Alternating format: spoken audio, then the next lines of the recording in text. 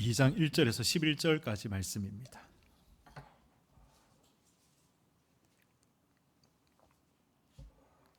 여기 앞에 발음을 좀 약하게 해주시겠어요? 요한일서 2장 1절에서 11절까지 말씀 교도하시겠습니다. 나의 자녀들아, 내가 이것을 너희에게 쓰면 너희로 죄를 범하지 않게 하려 함이라.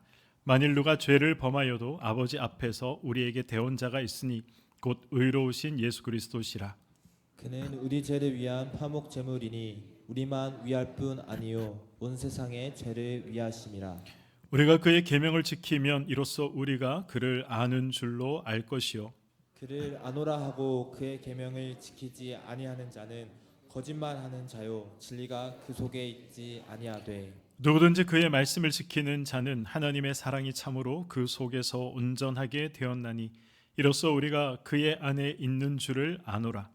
그의 안에 산다고 하는 자는 그가 행하시는 대로 자기도 행할지니라. 사랑하는 자들아, 내가 새 계명을 너희에게 쓰는 것이 아니라 너희가 처음부터 가진 옛 계명이니 이 옛 계명은 너희가 들은 바 말씀이거니와. 다시 내가 너희에게 새 계명을 쓰노니 그에게와 너희에게도 참된 것이라. 이는 어둠이 지나가고 참빛이 벌써 빛이 미니라. 빛 가운데 있다 하면서 그 형제를 미워하는 자는 지금까지 어둠에 있는 자요 그의 형제를 사랑하는 자는 빛 가운데 거하여 자기 속에 거리낌이 없으나. 함께요. 그의 형제를 미워하는 자는 어둠에 있고 또 어둠에 행하며 갈 곳을 알지 못하나니 이는 그 어둠이 그의 눈을 멀게 하였음이라. 아멘. 네, 서점을 가보시면 새해가 되면 늘 인기 있는 그런 이제 책들이 종류가 있습니다. 책들의 종류, 습관에 대해서, 자기 개발에 대해서, 그리고 또 건강에 대해서 이런 책들이 새해에는 굉장히 많이 팔린다고 합니다. 이런 책들이 인기 있는 이유가 무엇이겠습니까? 더 나은 사람이 되고 싶어서, 더 나은 삶을 살고 싶어서 건강에 대한 책들, 자기 개발에 대한 책들, 습관에 대한 책들, 그런 책들을 사람들이 찾는 것 아니겠습니까? 그렇지만 우리 마음 한구석에는 의심이 있습니다. 내가 이런 책을 읽어도 작년에도 읽고 실패했는데 올해라고 다르겠는가? 작년에도 건강에 대해서 그렇게 관심이 있었는데 그렇다고 해서 내 건강이 좋아진 것도 아닌데 올해라고 해서 다르겠는가? 이런 염려들, 두려움들, 또 작심삼일의 그런 마음들이 우리에게 다 있습니다. 요한 1서의 배경도 사실 이와 비슷합니다. 당시 교회 안에는 영지주의라는 것이 이 판을 치고 있었습니다. 이들은 머리로서는 하나님을 안다, 그렇게 이제 자부하고 있었습니다. 나는 이제 영적인 비밀을 깨달았다. 그래서 나는 이제 이 비밀을 깨달았기 때문에 빛 속에 있는 사람이다. 그렇게 이제 생각하는 사람들, 그런 사람들이 초대교회 가운데 많이 있었습니다. 그러나 그들의 실제 삶은 어땠을까요? 굉장히 차가웠습니다. 하나님을 안다라고 말하지만 마치 하나님을 모르는 사람처럼 차가운 신앙생활, 차가운 일상생활을 했던 것이죠. 도덕적으로도 그들은 방탕했습니다. 나는 이 비밀을 알았으니 이제 구원받을 수 있다라고 생각을 해서 이 영지주의자들은 굉장히 윤리적으로 도덕적으로 방탕한 그런 삶을 살았습니다. 정신이 구원받는 것이고 영혼이 구원받는 것이지 내 육체가 구원받는 것은 아니다. 내 육체는 영혼과 정신과 아무 상관이 없다. 그렇게 생각을 해서 자신의 몸쓰기를 함부로 썼던 사람들, 그런 사람들이 영지주의자였습니다. 그래서 이 아는 것, 성경이 말씀하시는 아는 것과 그리고 성경이 말씀하시는 사는 것, 살아내는 것, 삶, 이것과는 아는 것과 사는 것이 전혀 별개인 삶을 살아갔던 사람들이 영지주의자였던 것이죠. 사도 요한은 지금 이제 노년에 이 요한 1서를 기록을 하고 있습니다. 떨리는 손으로, 그러나 굉장히 단호한 어조로 하나님을 안다는 것은 지식이 아니다. 하나님을 안다는 것은 사랑으로 증명하는 것이다. 사랑으로 사는 것이다. 그것이 하나님을 안다는 것이다 라고 지금 단호하게 말씀하고 있습니다. 승리의 한 해를 우리가 보내고 싶지 않습니까? 올 한 해 우리가 참 잘 살았다, 승리의 한 해를 살았다 라고 연말에 누구나 고백하고 싶을 것입니다. 그러나 우리가 그렇게 고백하기 위해서는 어떻게 살아야 되는가, 아는 것과 사는 것이 일치하는 삶을 살아갈 때 승리의 한 해를 살았다 라고 올 연말에 우리가 고백할 수 있는 것입니다. 오늘 본문은 우리가 왜 사랑하는지, 그리고 어떻게 사랑할 수 있는지 그 길을 보여주고 있습니다. 우리는 사랑하며 살겠다, 교우들을 사랑하며 살고, 가족을 사랑하며 살고, 직장 동료를 사랑하며 살고, 친구들을 사랑하며 살겠다, 그런 다짐들을 종종 할 때가 있습니다. 그럼에도 불구하고 어떻습니까? 그러한 다짐들이 사실 며칠 가지 않아서 또 깨어지고 무너지고 넘어지는 그러한 경우들을 우리가 경험했습니다.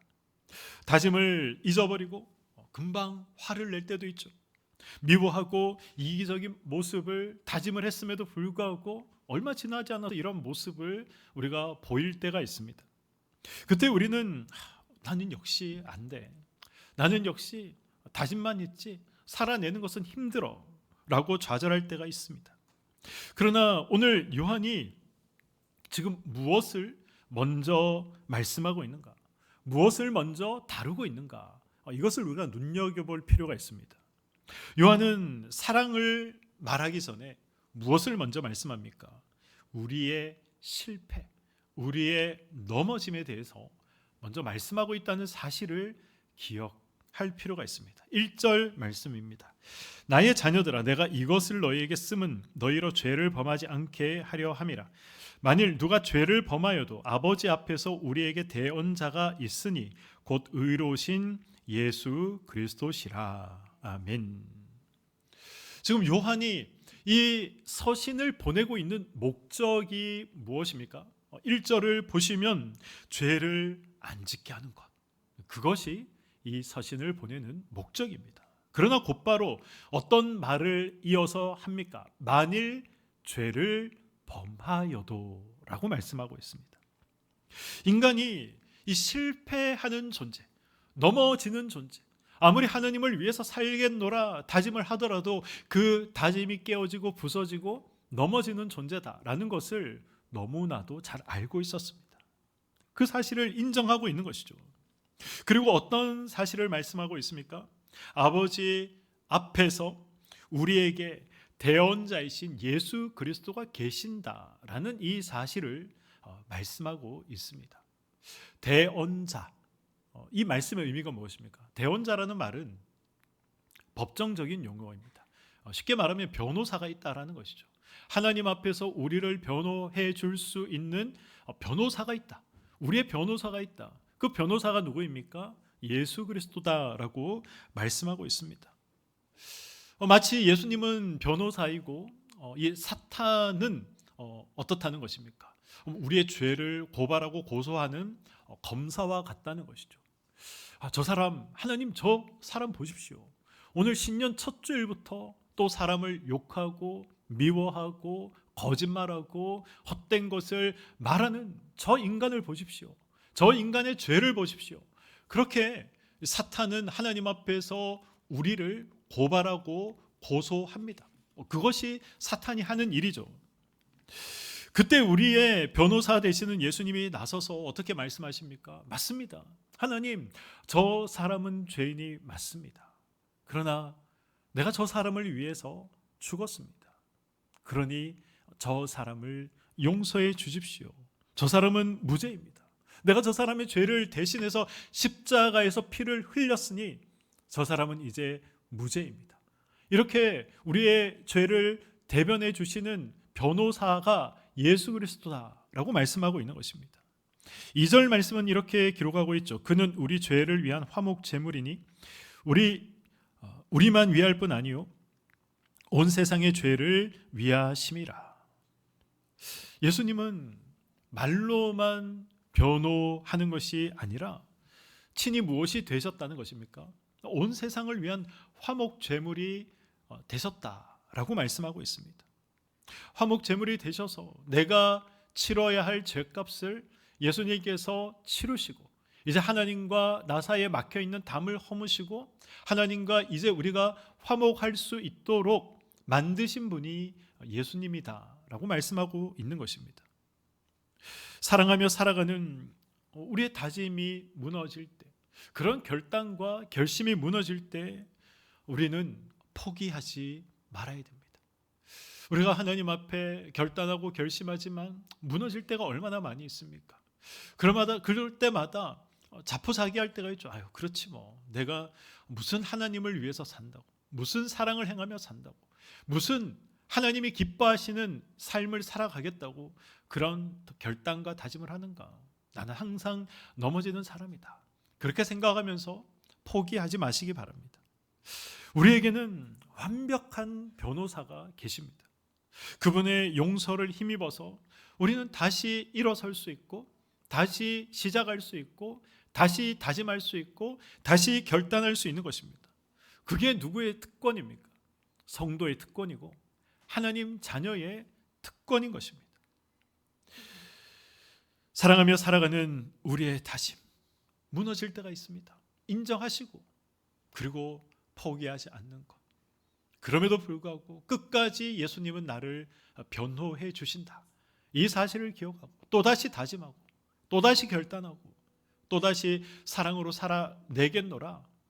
그렇게 하나님 앞에서 일어서시는 저와 여러분이 되시기를 소망합니다. 예수님의 변호를 받아서 용서받은 사람, 이런 사람은 어떻게 달라집니까? 3절 말씀입니다. 우리가 그의 계명을 지키면 이로써 우리가 그를 아는 줄로 알 것이요. 3절 말씀에서 가장 중요한 단어 하나, 이 중요한 단어 하나를 선택하라라고 한다면 어떤 단어를 선택하시겠습니까? 3절 말씀에서 3절 말씀 다시 한번 띄워주시겠어요? 네. 어떤 말씀일까요? 계명일까요? 맞습니다. 계명도 중요하죠. 네. 지킨다. 물론 맞습니다. 맞습니다. 네. 아는 것입니다. 아는 것. 성경은 구약에서도 신약에서도 안다라는 표현을 굉장히 많이 사용하고 있습니다. 그런데 이 안다는 것은 무엇을 안다는 것입니까? 우리가 상대방을 안다. 그 사람의 나이가 어떻고 키가 어떻고 생년월일이 어떻고 사는 주소가 어떻고 아는 것도 아는 것이지만 그걸 안다고 해서 그 사람이 어떤 사람이다라는 것을 우리는 명확하게 알지 못합니다. 성경도 마찬가지죠. 우리가 하나님을 안다는 것은 지식으로 하나님을 아는 것, 그것만을 말씀하고 있는 것이 아닙니다. 단순한 어떤 정보를 암기하고 있는 것, 성경은 그것을 안다라고 사실 말씀하고 있지 않습니다. 30년을 함께 동고동락하며 살아온 부부가 서로 모든 어려움과 또 기쁨과 슬픔과 괴로움을 다 함께 나누고 이제 눈빛만 봐도 서로의 뜻을 알 수 있지 않습니까? 이것이 바로 성경이 말씀하는 안다라는 말의 의미입니다. 서로가 서로를 경험하고 체험하여서 이제 아는 것이죠. 아, 저 사람이, 상대방이 기뻐하는 것이 무엇이고 슬퍼하는 것이 무엇이고 싫어하는 것이 무엇이다 라는 것을 아는 것입니다. 그렇게 하나님을 체험적으로 아는 사람은 무엇을 지킨다는 것입니까? 계명을 지킨다는 것이죠. 그렇게 하나님을 알아야 아는 사람이 계명을 진정으로 지킬 수 있다는 것입니다. 왜 계명을 지킵니까? 사랑하는 사람이 싫어하는 것, 그것을 그 사람을 사랑한다면 하고 싶은 마음이 생기지 않습니다. 그 사람이 좋아하는 것, 그 사람이 기뻐하는 것, 그 사람을 사랑한다면 그런 기뻐하는 것, 좋아하는 것, 그러한 것들을 하고 싶은 것이 자연스러운 마음이죠. 하나님과 우리 사이에도 마찬가지라는 것입니다. 우리가 정말 하나님을 체험하여 안다면 하나님께서 기뻐하시는 것, 하나님이 원하시는 것, 그러한 것들을 우리는 자연스럽게 하고 싶은 마음이 생기죠. 하나님이 원하시고 하나님이 기뻐하시는 것이 무엇이다 라고 하나님이 말씀하시고 보여주셨는데 그것이 계명입니다. 그래서 하나님을 아는 자는 계명을 지킬 수밖에 없는 것이죠. 그래서 요한은 이렇게 말씀합니다. 4절에서 5절 말씀입니다. 그를 아노라 하고 그의 계명을 지키지 아니하는 자는 거짓말하는 자요 진리가 그 속에 있지 아니하되 누구든지 그의 말씀을 지키는 자는 하나님의 사랑이 참으로 그 속에서 온전하게 되었나니 이로써 우리가 그의 안에 있는 줄을 아노라. 아멘. 사실 이 4절 말씀은 우리가 읽고 충격을 받아야 할 내용입니다. 충격적인 말씀이죠. 그를 아노라 하고 그의 계명을 지키지 않으면 어떤 사람이라고 말씀하고 있습니까? 거짓말하는 사람이다. 거짓말쟁이다 라고 말씀하고 있습니다. 이 행한다라는 말씀이 6절에 보면 나옵니다. 이 그의 안에 산다고 하는 자는 그가 행하시는 대로 자기도 행할지니라. 진짜 신앙은 어떤 신앙이라는 것입니까? 정말 하나님을 사랑하는 자는 어떤 삶을 산다는 것입니까? 행하는 삶을 산다는 것이죠. 이 행한다라는 말의 이 원문의 의미가 사실 굉장히 의미 있고 재밌습니다. 어떤 의미가 있을까요?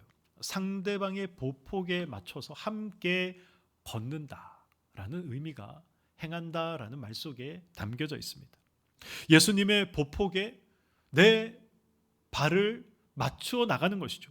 예수님은 가난한 자, 병든 자들 앞에서 멈추어 서셨습니다. 그렇다면 나도 그 사람을 보면 멈춰 설 줄 알아야 된다는 것입니다. 올해 우리가 매월 개인의 형편대로 우리가 구제 헌금을 합시다. 장학 헌금을 합시다. 이렇게 말씀을 드렸습니다. 500원도 좋고 1000원도 좋고 형편대로 하시면 됩니다. 그러나 기억해야 하는 것은 자기의 것에 포기 없이 우리가 사랑하는 것은 어려운 일이고 힘든 일이라는 것입니다.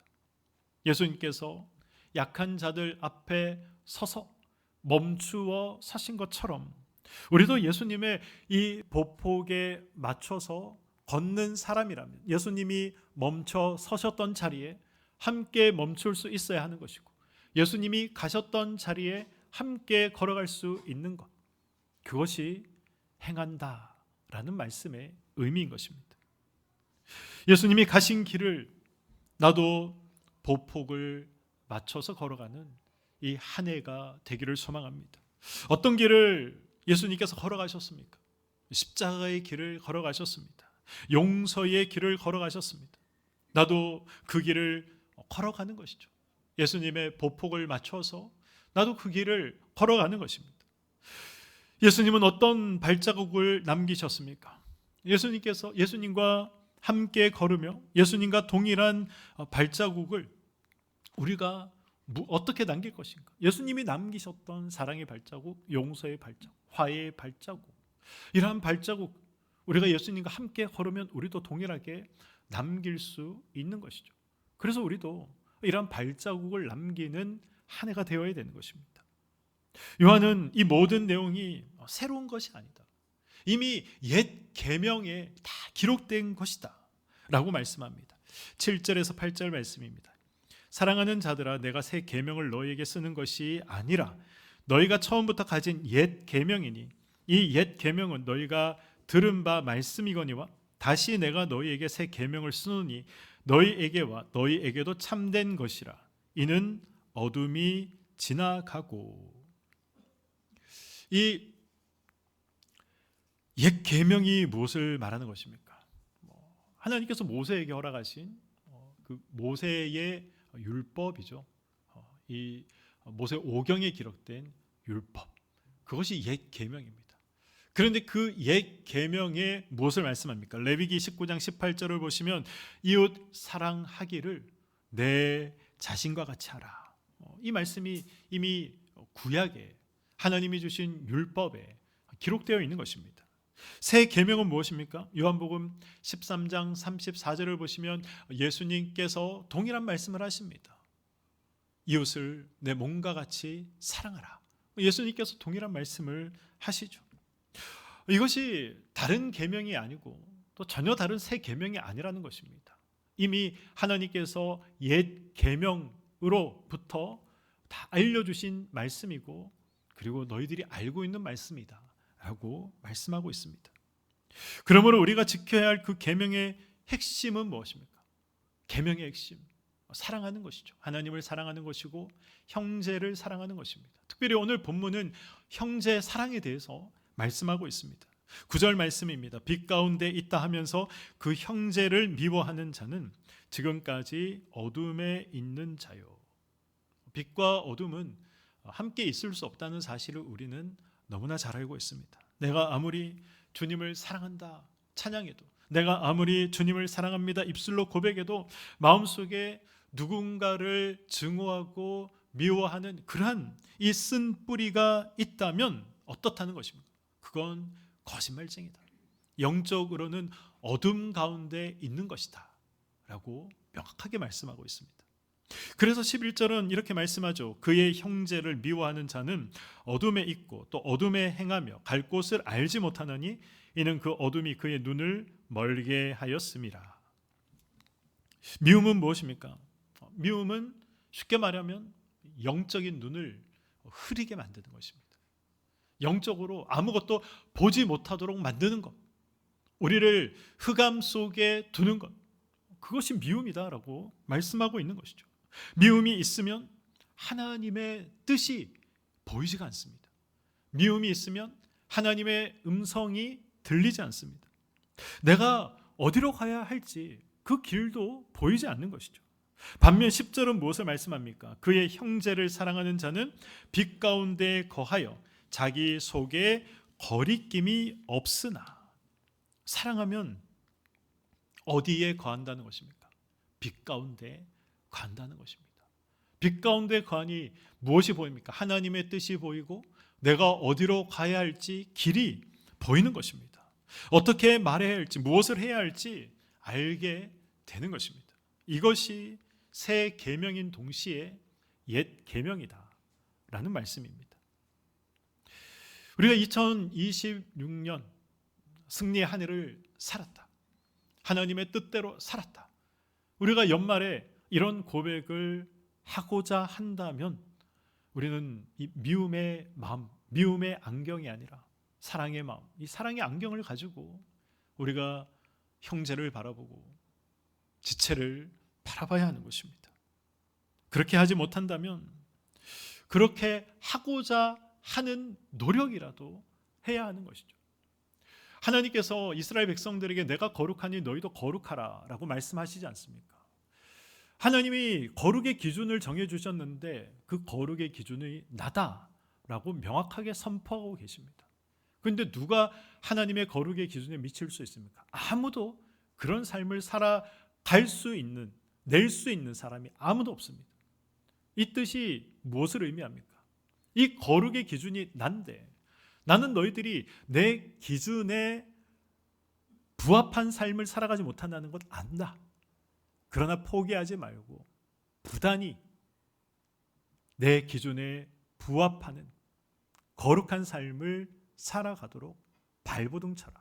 노력해라. 포기하지 말아라. 그것이 내가 거룩하니 너희도 거룩하라 라는 말씀의 진짜 의미입니다. 그렇다면 어떻게 해야 되겠습니까? 우리 마음 가운데 사람을 미워하는 마음이 있고 또 증오하는 마음이 생길 수 있습니다. 가만히 자연스럽게 그런 마음이 찾아올 때가 있습니다. 근데 어떻게 해야 됩니까? 그냥 두지 말라는 것이죠. 사랑하도록 힘쓰고 애쓰라는 것입니다.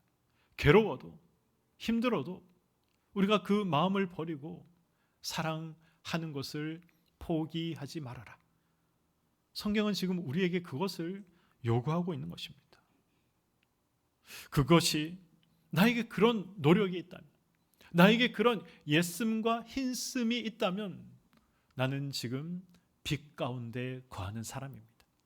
그런데 그런 예씀과 흰씀이 전혀 없다면, 그냥 미워하는 마음이 생기면 미워하고 증오하는 마음이 생기면 증오하고, 거기에 대해서 전혀 괴로움도 없고 하나님 앞에 죄스러움도 없다면 어떻다는 것입니까?